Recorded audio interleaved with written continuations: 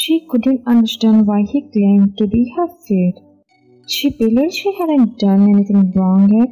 Seeing him in blood-stained suit made him like a brutally monster to her. Trembling with fear, she opened the car door about to jump up, but he quickly grabbed her waist and pulled her back towards the door. He was about to slap her but couldn't, his anger getting the best of him. He thought about the consequences. What if she jumped from the car and got injured or even dead? He closed his eyes for a second and blew out a deep breath, then and his shout was enough to make her look at him in an instant. Jungkook, are you crazy? No sensible person wants to jump you from moving car. She didn't say anything but remained silent. In fact, in her fear, she hadn't really thought it through. She had acted foolishly, and when he yelled, she realized that what she had tried was the wrong course of action. Jungkook, what are you looking at when you have to answer me? He banged his fist behind her seat, making her tremble even more. Why? In moments of fear, I don't know what I am actually doing. Jungkook didn't believe her and roared in anger. Jungkook, you made a dumb head here to not to use stupid statement. One, it's true. I really don't know what I am doing in moments of fear. I'll realize after some time, which is also my greatest weakness. Her innocence in the way she was talking slowly calmed his anger, and he sighed and leaned back in his seat, resting his head against the headrest, but still keeping his eyes fixed on her. Jungkook, then what else do you know? One, I don't know anything. Jungkook, anything? Did you come here from another planet to know nothing? His tone sounded mocking, and she bowed her appearing hurt. Jungkook, now why are you making that face, huh? She didn't reply but remained silent. Look, if you ever wanted to do something like jump, tell me beforehand.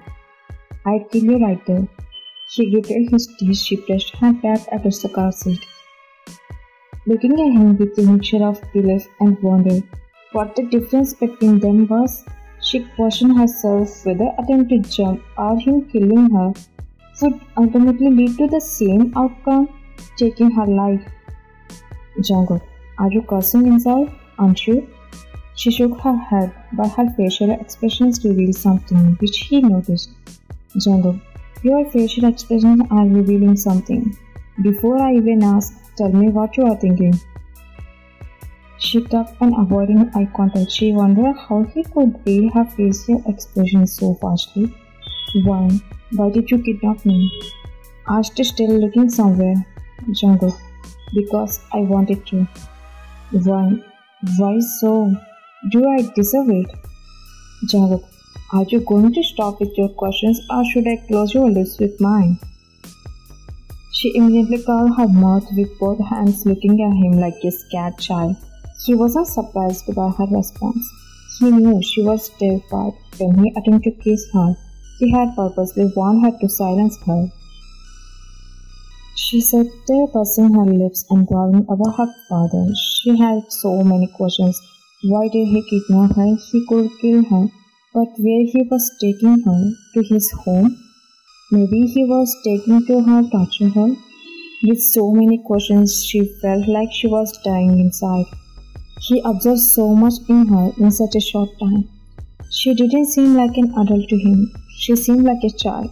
Even her innocence was too clear. He is just staring at her even though she is completely messed up. How can she still be so mesmerizing? Why is she frozen by his touch then? So sensitive and pure, so innocent. Is she pretending? Or is this her actual nature? After reaching his mansions, the security and around it made her feel blank. Her fear inside increased too. At the moment she realized that Kim's mansion is much better than John's. In Kim's mansion there are also girls, but they are good. But here, the girls look like they have come from hell, and Jungkook looks like a monster to her as well. He takes her inside by grabbing her wrist. She doesn't say anything, just follows him. He stops when he takes her to a big room, which is his bedroom, and she still doesn't know this. Jungkook, you have to stay here like a good girl until I come back. He closes the door and leaves while she remains silent. Why? What should I do here? He said I have to stay here for what purpose? Will he kill me soon? Mom, I'm scared. She presses her palms together in fear. She went toward the window and saw outside only guards guarding with guns. She observed her reflection in the glass window, recalling what Rita had said. She thought that by any chance she could run away from her father, but this mafia king had kidnapped her. She observed her dirty dress and dust on her face and missed her. Then she went to the bathroom which is attached to the bedroom. She took head bath, but after finishing she realized that she had no other dresses to wear. She covered herself with a towel and came out of the bathroom.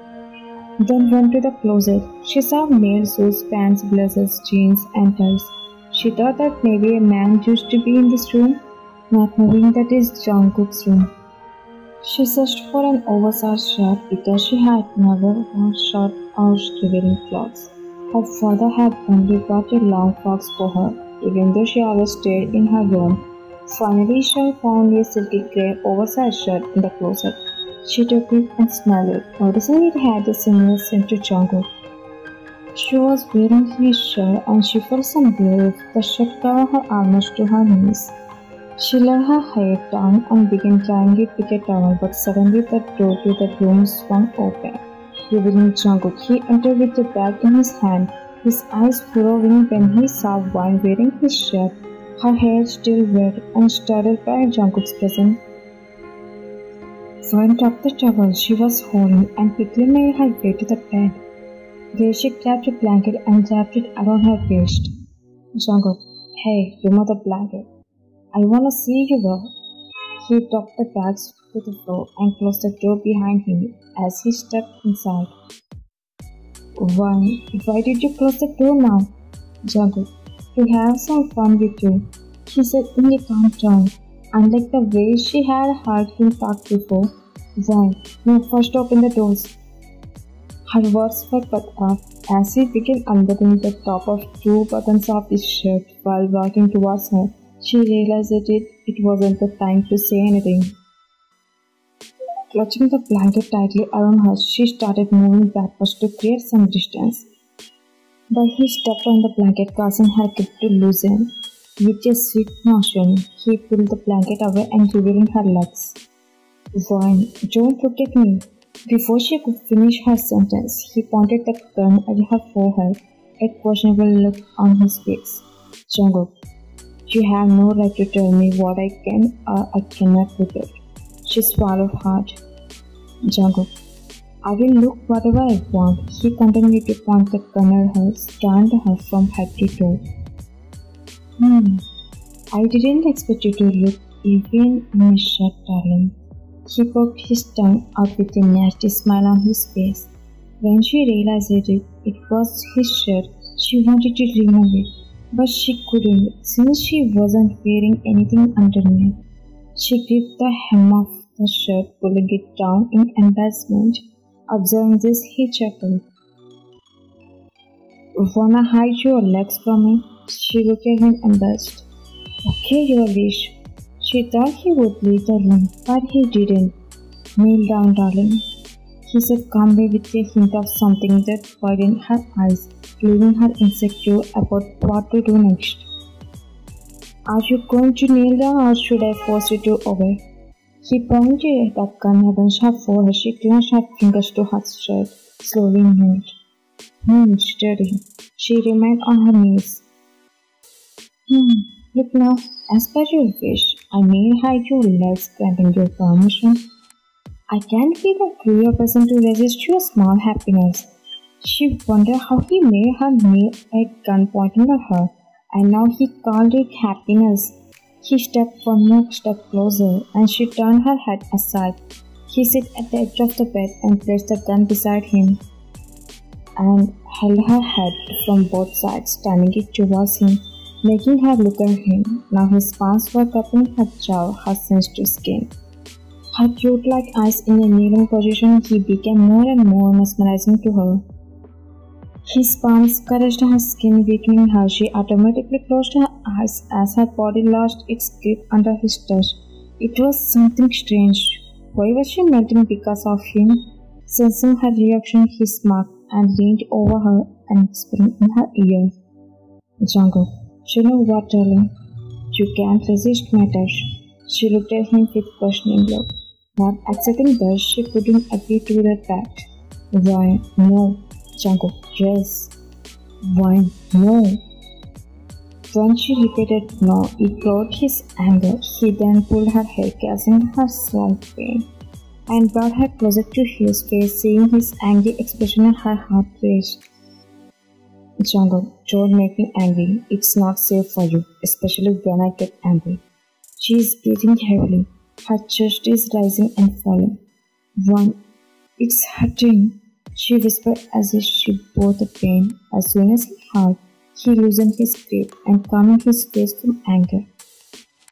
"Jungkook, if you had handed yourself over to me, you would have never experienced the hurtful things for me already. Want to obey what I say? Why? Why should I? We aren't related in any way, are we?" she said, not waiting for a moment. Is it okay if she asks him again?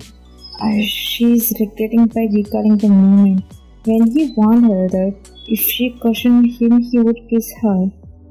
"Jungkook, well, you want a relationship between us if you obey me?